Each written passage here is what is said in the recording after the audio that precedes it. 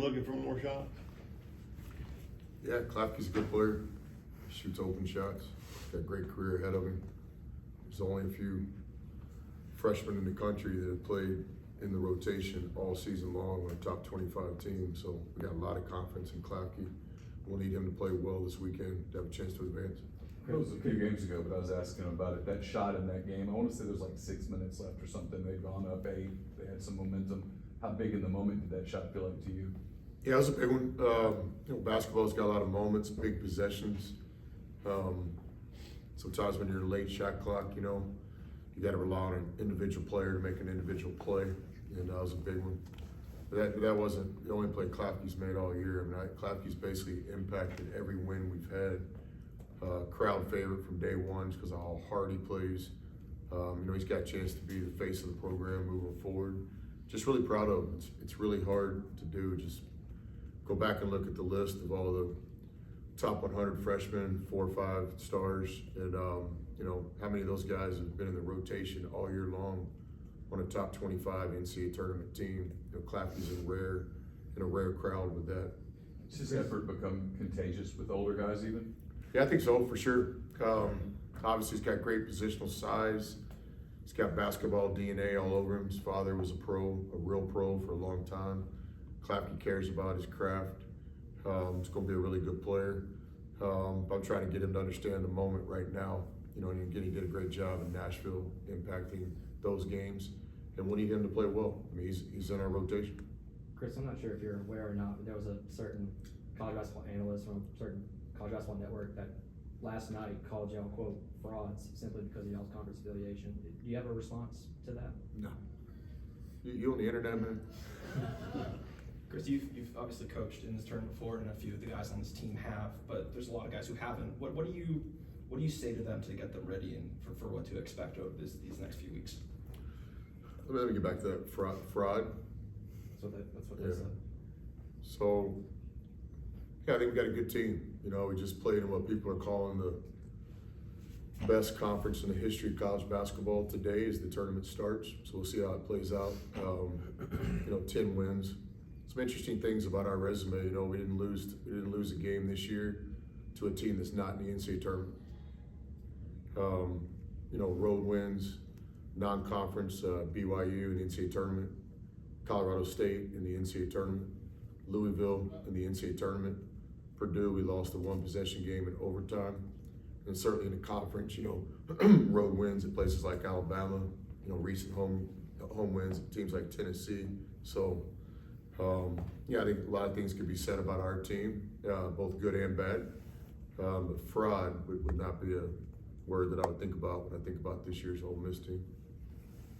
Yeah, you've coached in this tournament before. Some of your guys, a lot of the guys on the team haven't been in this situation before. What do you tell them in terms of how to handle things these next few days and what to expect intensity-wise and just what might be different from what they've seen? Yeah, just open dialogue with our players. I mean, ultimately, our jobs as coaches, if you put it down to one sentence in a dictionary, it's like, do everything possible to help your guys be successful, whether that's teaching, coaching, motivation, support, criticism, confidence building. So, yeah, we've got a staff where, every member of our staff has been a part of NCAA tournament wins and runs. And so just trying to share our knowledge and our experience with our players, things as easy as logistics, how the practice times will work, how the kind of neutral crowd's going to feel in the first and second round, the limited practice time that we have in the game day arena, the media responsibilities in the NCAA tournament. So,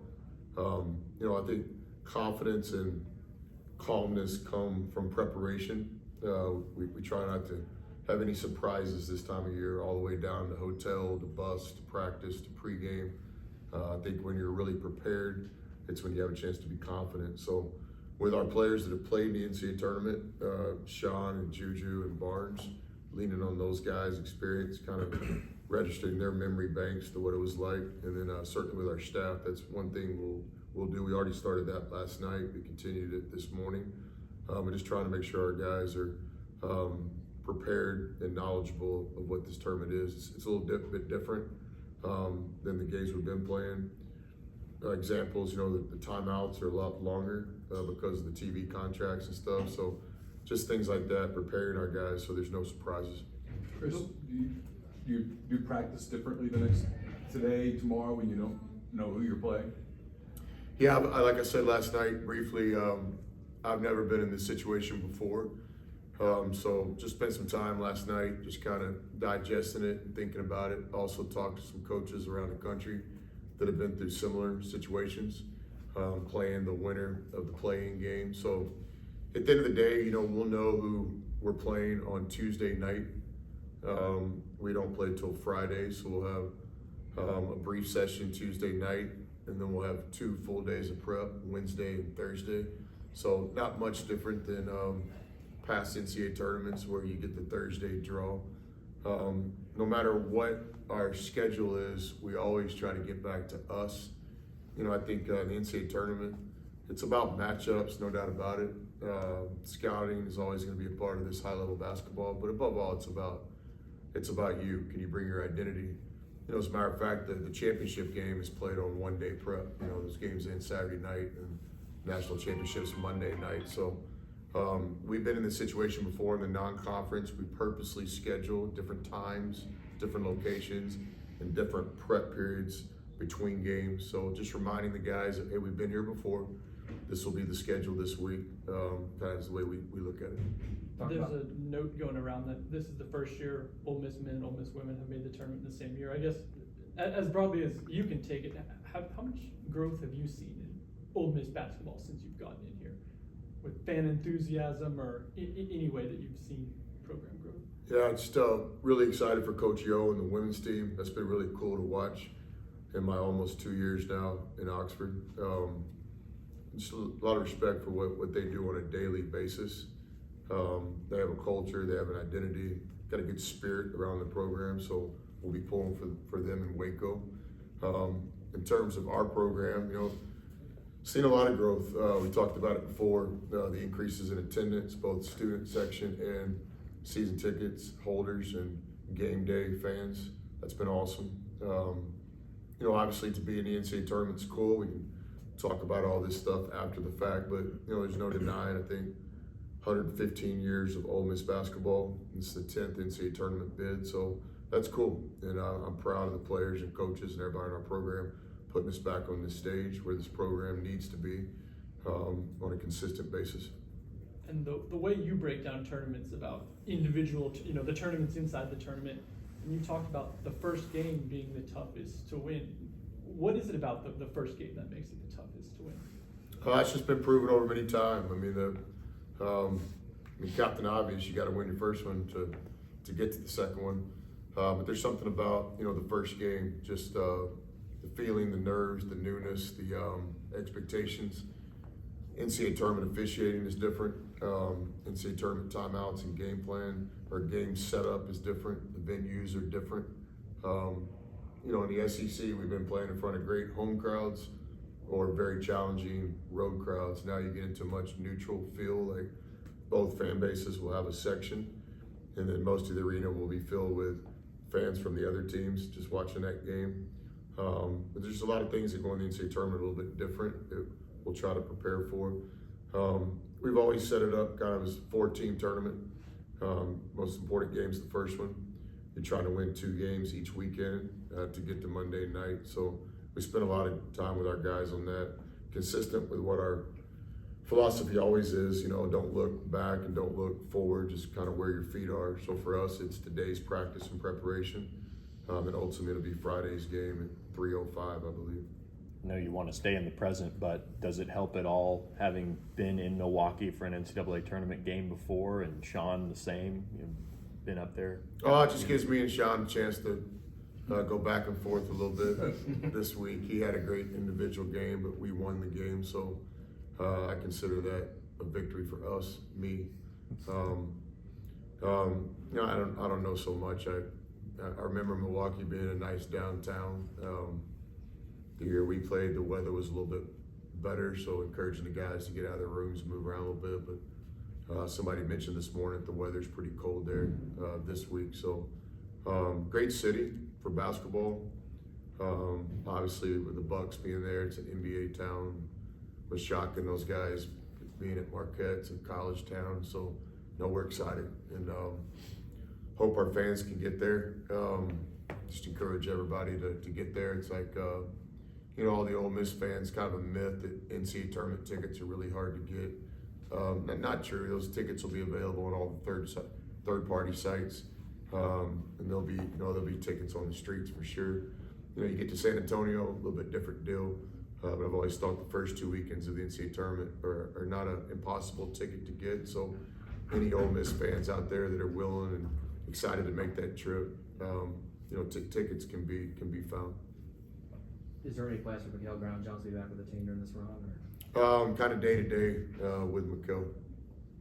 Where the transfer portal opens up on March 24th, and obviously there are going to be certain teams that are going to be playing during that time. Do you feel like that timing of the portal and during the tournament run, you feel like it should be kind of after the season, personally, in your opinion, or? Yeah, it's a tough one. I mean, last year it was even more challenging. I think it opened up even earlier than that. So I think the idea with the Coaches Association and ultimately the people that made those decisions was, you don't want to start it too early, don't want to start it too late either. So I guess it's the Monday after the Sweet 16. So, the teams that are still playing, challenge for those 16 teams, but kind of hard to feel sorry for somebody that's in the Sweet 16, deal with it. It'd be a great problem to have. The portal's alive and well right now, though, with the coaching changes and different rules and stuff. Players are already actively in the portal, but it officially opens, I think, that Monday of the Sweet 16. I don't know. I haven't spent much time thinking about it, but it's hard to coach your team while that's going on. But it's also really hard in the landscape of college basketball to wait till the whole thing's over, because now you're in April. And, so it's just like the Wild Wild West right now with no sheriffs. Watched a lot of those shows in the last year, like with the 1883, is that one? Yeah. 1883? Yeah. And Yellowstone. And then there's another one in there, another one in there. 1923. Yeah, 1923. And so while I was actually watching those shows, just really interesting, the history of our country and law enforcement, the towns and all that. And I actually did think about the portal a few times when I was watching those shows, because, again, we got some rules, but not sure who the sheriff is. You got hit it hard again this year, don't you? The portal. Yeah, I would think so. You look at our roster, a lot of guys with that SR senior next to them. So, but no, I think program's in good shape. We got a chance to return a couple really good players and sign 2 really good high school players early. And so we're in no different position than everybody else. It's college basketball, it's roster management now. And with that, I've always been a guy that thinks about the opportunity. I don't spend a lot of time thinking about the challenges. That is what it is. I don't set the rules, but no, I was proud of our first year team here. You think back, we're pretty good the first year, and I think we've obviously taken the next step year 2. I think we can be a real factor in this tournament, and it's going to go nowhere other than the right direction. We're going to keep building this thing. So excited about this week in Milwaukee, and excited about the future of Ole Miss basketball as well. Are you confident Dia's coming back? I hadn't thought much about that, so confident that Dia will get himself prepared and play well in Milwaukee. Malik's had a good year, proud of him. Now it's time for all these guys to shine. Matt and Brake have had great careers. Dre had a great career. Sean, Dia had a great season. Now it's time to bring your A game on this stage. That's what March is, college basketball.